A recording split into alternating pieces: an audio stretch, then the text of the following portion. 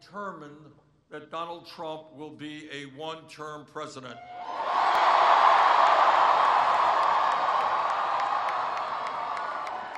The American people, no matter what their political views may be, do not want a president in office who is a pathological liar, who is running a corrupt administration, who apparently has never read the Constitution of the United States,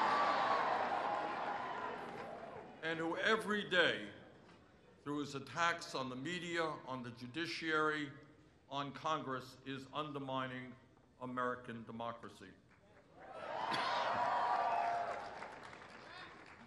Veterans like Herb and millions of others have put their lives on the line to defend our democracy and our Constitution, and Donald Trump will not undermine American democracy.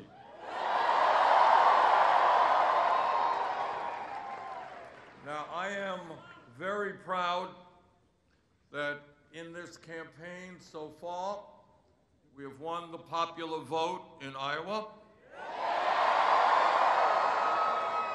We have won the New Hampshire primary. We have won the Nevada caucus.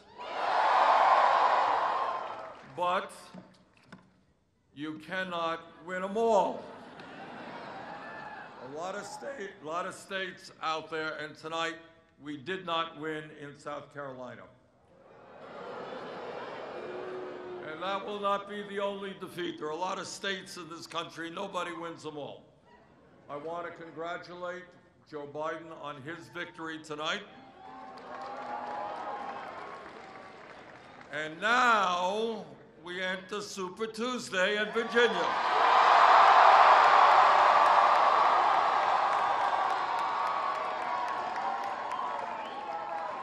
And I believe very strongly that the people of this country on Super Tuesday and after are going to support our campaign, because we are more than a campaign, we are a movement.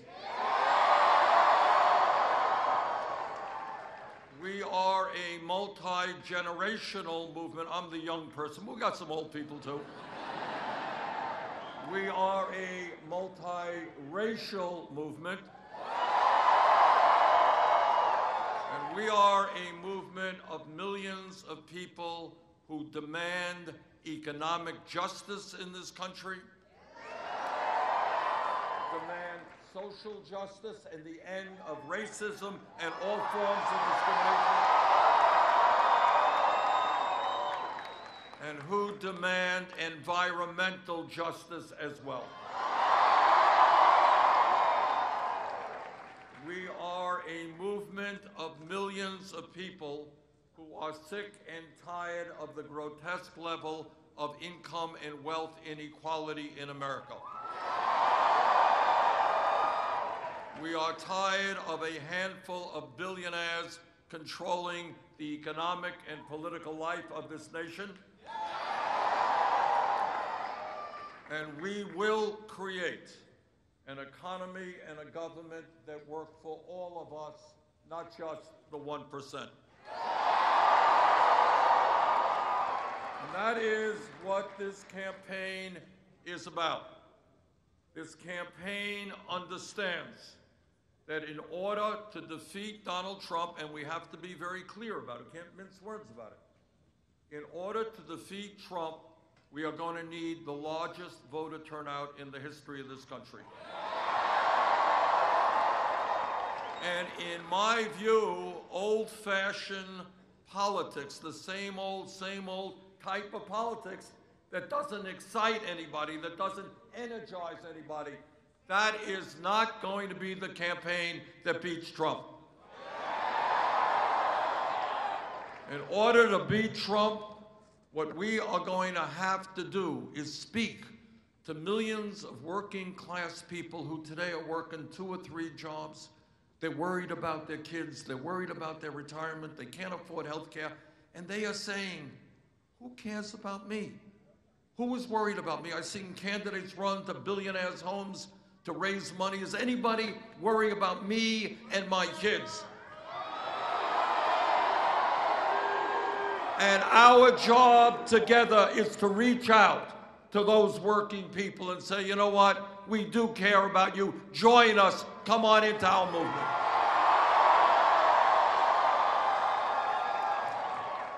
And then we've got to reach out to the young people in this country. The young people in America today, and I'm proud to say this, they are the most progressive generation of young people in the history of this country. This is a generation that is strongly anti-racist, anti-sexist, anti-homophobia, anti-religious bigotry. This is a generation that believes in the need to deal with the crisis of climate change. But this is also a generation that does not vote in the numbers that they need to vote.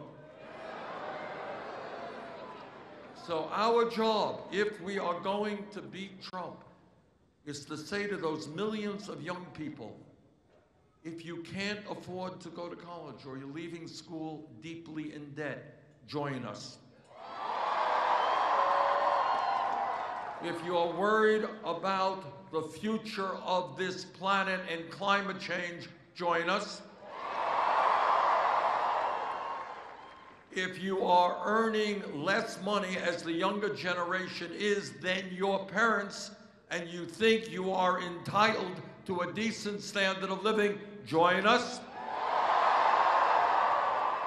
If you're sick and tired of trying to pay off your student debt, join us. So our job is to grow the voter turnout in America. I can't do it alone. I need every one of you to reach out to your friends. And when your friends moan and groan about this and they moan and groan about that, tell them complaining is not good enough. They've got to get into the political process, stand up and fight for justice. Now, in case you haven't noticed, the political and economic establishment of this country, they're getting very nervous about our campaign. Just read an article the other day that the lobbyists for the military-industrial complex, they're very worried. They're worried that we may not continue spending more money on the military than the next 11 countries combined. They are worried that we're not going to allow military contractors to give us massive cost overruns. And they're very worried that we are not going to be involved in endless wars. And they are right to be worried. And it turns out the folks on Wall Street are getting worried as well. And they're worried that we're going to break up these very large banks that got us into an economic crisis 12 years ago. And you know what? They should be worried. And the drug companies, man, they are really worried. Because we are catching on to the reality that they are ripping off the American people in an unseemly way. That in some cases they are charging us 10 times more for the same exact drugs that they sell in other countries. And the insurance companies are getting just a little bit nervous. Because we are going to end the absurdity of the United States being the only major country on earth not to guarantee health care to all people as a human right. Now, what the establishment is saying, what the lobbyists are saying and the political pundits are saying, everybody's saying, so Bernie Sanders can't beat Trump. Well, to those folks, I would suggest take a look at the last 70 national polls. Because we beat Trump 65 out of those 70 polls. Take a look at recent polls in Michigan, Pennsylvania, Wisconsin, and other battleground states. We beat Trump. And we're going to beat Trump here in Virginia as well.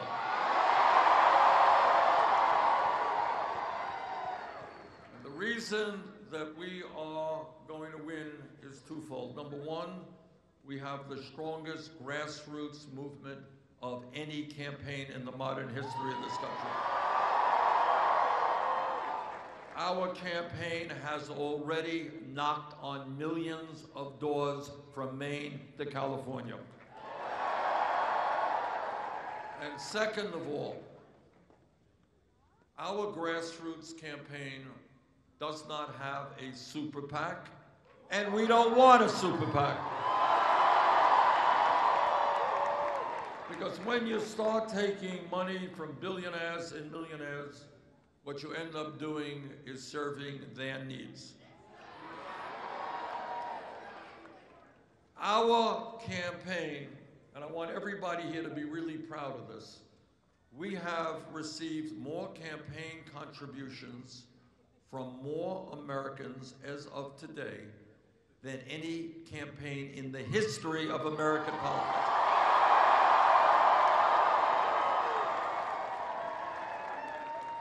Our campaign receives its funding from the working class and middle class of this country. And we are proud to say, and I say this as a son of the American working class, this is a campaign of the working class, by the working class, and for the working class.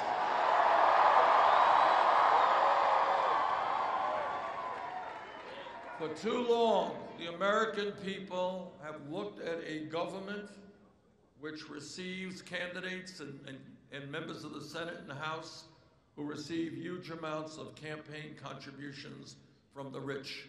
And the result of that is we have not raised the minimum wage for 10 years, but we've given huge tax breaks to billionaires. The result of that is we have not dealt in any effective way with climate change, but we've given tens of billions of dollars in subsidies and tax breaks to the fossil fuel industry.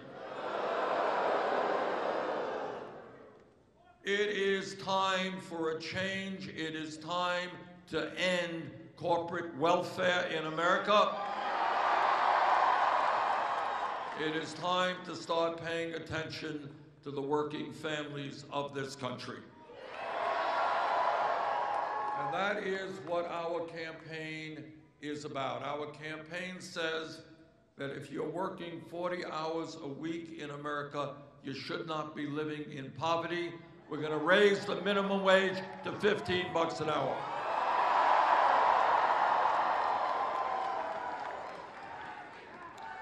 Our campaign says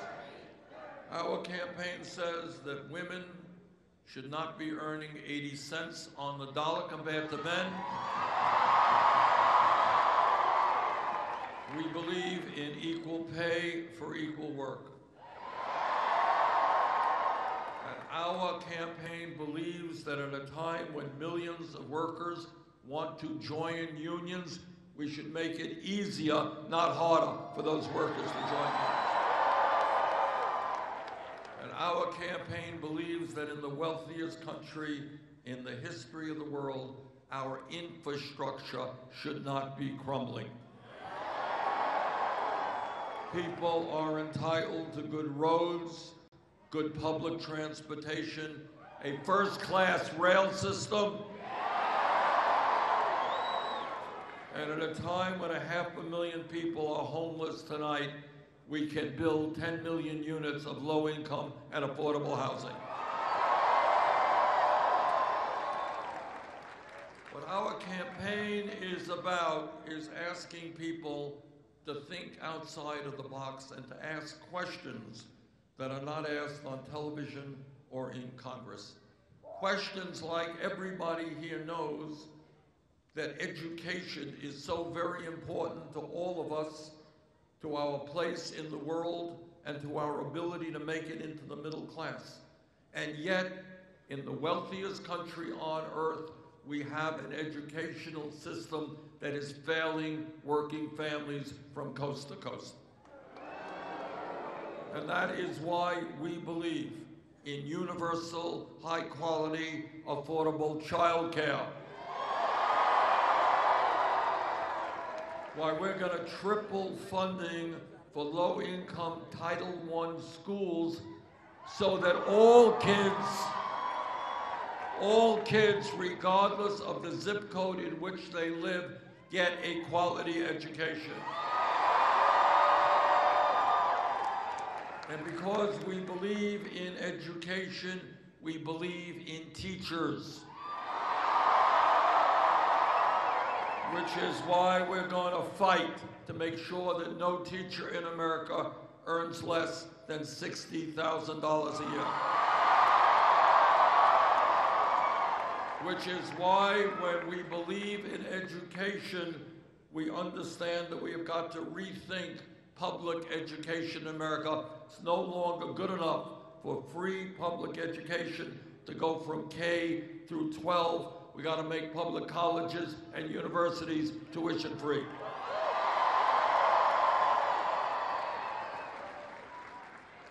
And when we think outside of the box, we ask some questions. We say, how come 12 years ago Congress was able to bail out the crooks on Wall Street who nearly destroyed our economy? How come at a time of massive income and wealth inequality, 2 years ago, Trump and his friends gave $1 trillion in tax breaks to the top 1% and large corporations like Amazon, which last year didn't pay a nickel in federal income tax? So it seems to me that if we can give tax breaks to billionaires and large corporations, you know what else we can do? We can cancel all student debt in America.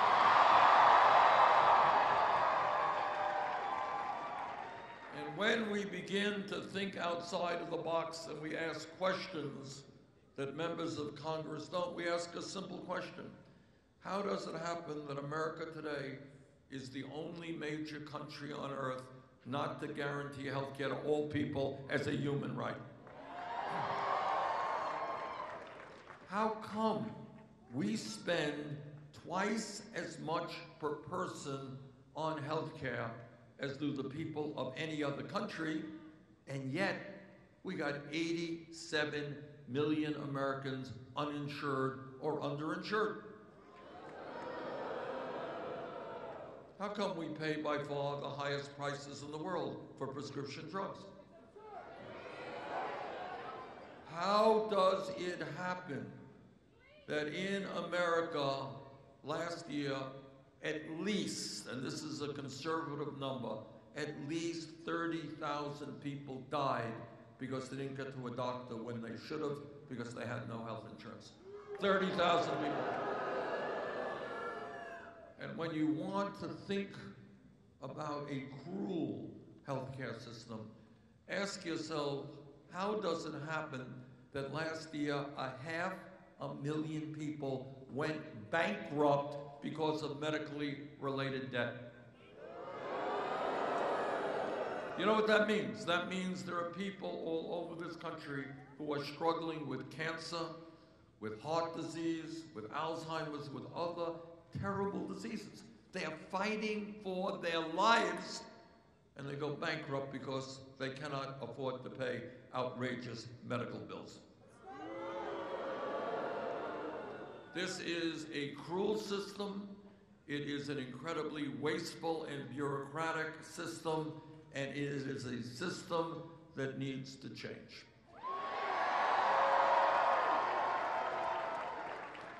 Well over 100 years ago, when Teddy Roosevelt was President of the United States, all the way up to Barack Obama, presidents have talked about the need for universal health care.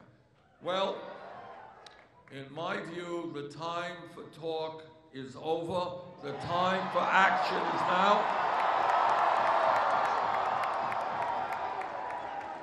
Let us stand together and tell the drug companies and the insurance companies that we will not tolerate them making $100 billion in profits when so many are uninsured and underinsured. Whether they like it or not, we will move to a Medicare for all single-payer program.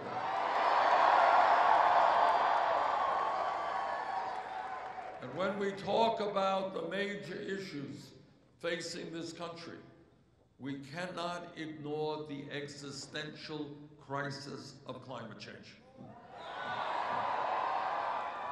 Now, I wish I could tell you, don't worry about it, we'll build a few more solar panels here and a few more wind turbines there, but that would not be honest. What the scientists are now telling us is that the climate change crisis is much worse than they had previously anticipated. Polar ice caps are melting at a faster rate.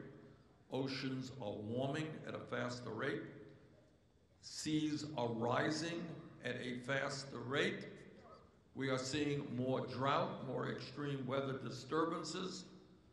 And what the United Nations is telling us is that if we don't get our act together by the end of the century, there will be hundreds of millions of climate refugees. People no longer able to stay in their communities because there's no water to drink, no land to grow their crops. Now is the time to tell the fossil fuel industry that their short-term profits are not more important than the future of this planet.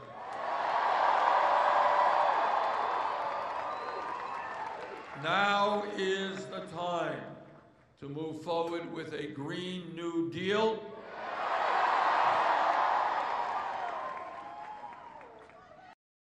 A Green New Deal that will create up to 20 million good-paying jobs as we transform our energy system away from fossil fuel to energy efficiency and sustainable energy.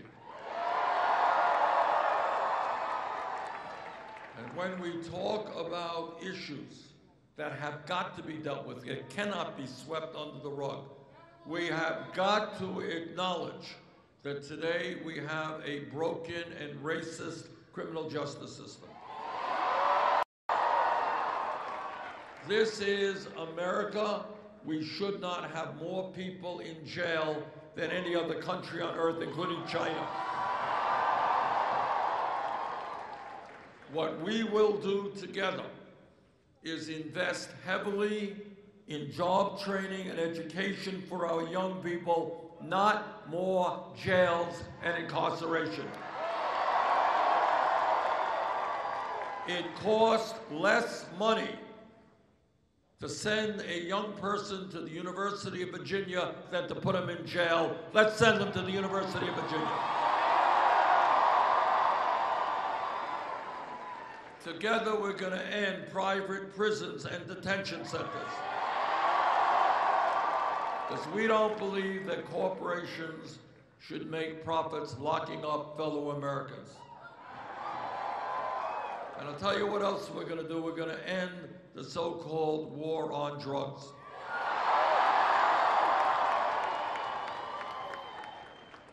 Turns out, who knew this, but it turns out that through executive order, a president can legalize marijuana in every state in this country.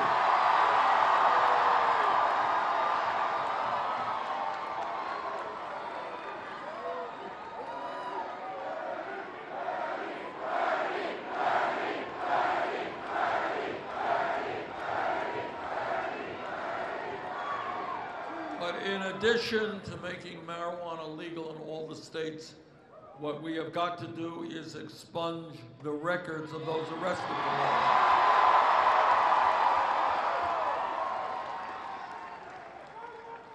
And when we talk about broken systems, we need to undertake major reform of our immigration system. On day one, we will restore the legal status of the 1.8 million young people eligible for DACA. Under our administration, federal agents will never go about snatching babies from the arms of their mothers.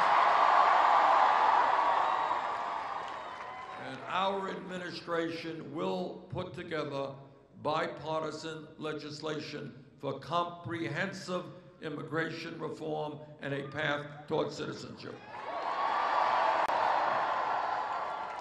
And when we talk about the issues that the American people are thinking about, there is horror all over this country about the level of gun violence that we see. So let me simply say this to you. We will bring about the most far-reaching gun safety legislation in the history of this country.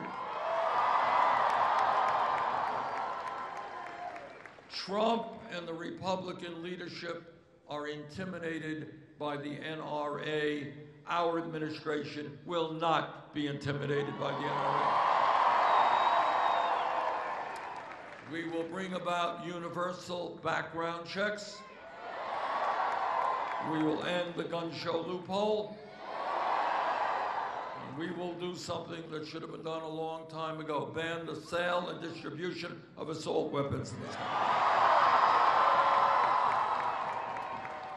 Now, as a United States Senator, I have occasion to listen to a lot of speeches on the floor of the Senate from my right-wing Republican colleagues.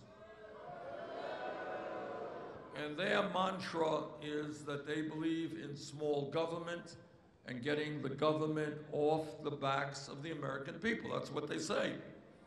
Well, I say to those hypocrites that if you believe in getting the government off the backs of the American people, understand that it is women who have a right to control their own bodies.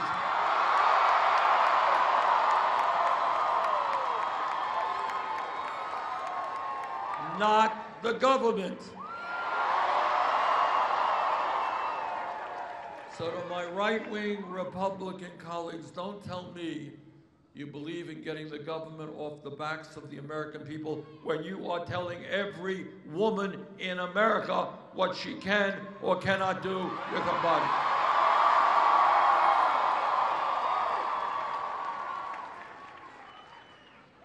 On Tuesday, here in Virginia and across this country, there are going to be enormously important primary elections. And I am here tonight to ask for your support.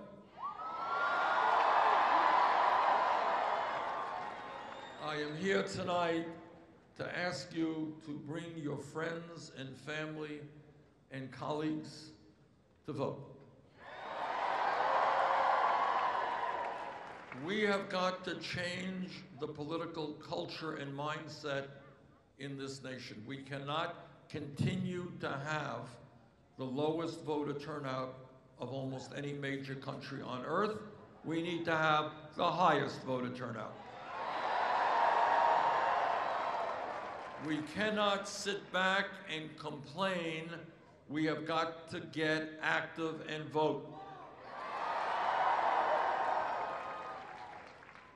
Now, if we can win here in Virginia, and with your help, I think we can. We stand a great chance to win the Democratic nomination. And if we win the Democratic nomination, we sure as heck, we're going to beat Donald Trump and beat him badly.